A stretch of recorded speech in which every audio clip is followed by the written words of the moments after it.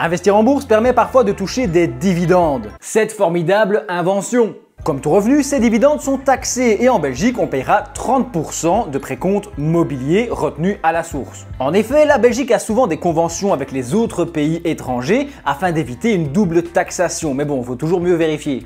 Et ce qui nous intéresse dans cette vidéo, c'est l'exonération des dividendes en Belgique, à hauteur des premiers 833 € de dividendes pour l'année 2024. Soit un avantage fiscal de 30% de 833 €, c'est-à-dire 250 € récupérés. Malheureusement, beaucoup d'investisseurs passent à côté puisqu'il faut le déclarer soi-même.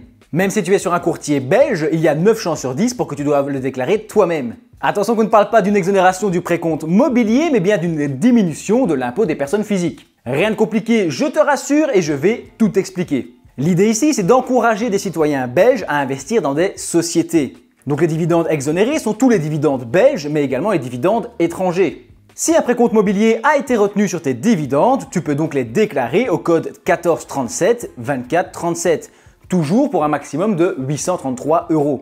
Tu peux voir que ça se déclare ici dans le cadre 7 sur les revenus mobiliers. Attention qu'on parle bien des dividendes d'actions, de sociétés et non pas des ETF ou des SICAV. Les intérêts ou les coupons, ce ne sont pas non plus des dividendes. Sache également que si tu es en couple, eh bien chacun a droit à sa petite exonération sur les dividendes. On n'est pas nombreux sur YouTube à proposer du contenu finance pour la Belgique. Alors si tu as appris des choses et que tu veux soutenir un créateur, YouTube a lancé un système de souscription directement via YouTube. Wow. Bon, ça c'est pas bien grave.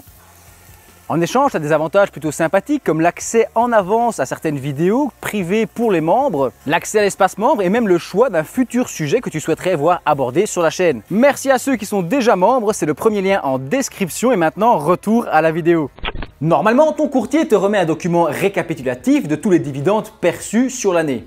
Tu dois trouver quelque part un onglet avec les dividendes et les revenus perçus, il y aura une petite fiche normalement dividendes. Tu pourras alors voir ou estimer le montant de taxes que tu as payé. Prenons un exemple avec un investisseur qui touche 500 € de dividendes. Il a donc payé 30% de précompte mobilier, c'est-à-dire 150 € qu'il recevra de retour sur ses impôts. Si un autre investisseur a perçu 1000 € de dividendes, alors il déclare 250 € puisque c'est le maximum, le plafond qu'on peut récupérer en termes de retour sur ses impôts. N'hésite pas également à faire tes propres recherches sur TaxonWeb ou MyMinFin par exemple qui sont d'excellentes sources d'informations. Prends également garde au fait que les législations évoluent au cours du temps et donc tout dépend du moment auquel tu regardes cette vidéo. Je t'affiche ici une playlist avec toutes mes autres vidéos pour les investisseurs belges. N'hésite pas à la consulter, pense à t'abonner au passage et moi je te dis merci d'avoir regardé ma vidéo jusqu'au bout.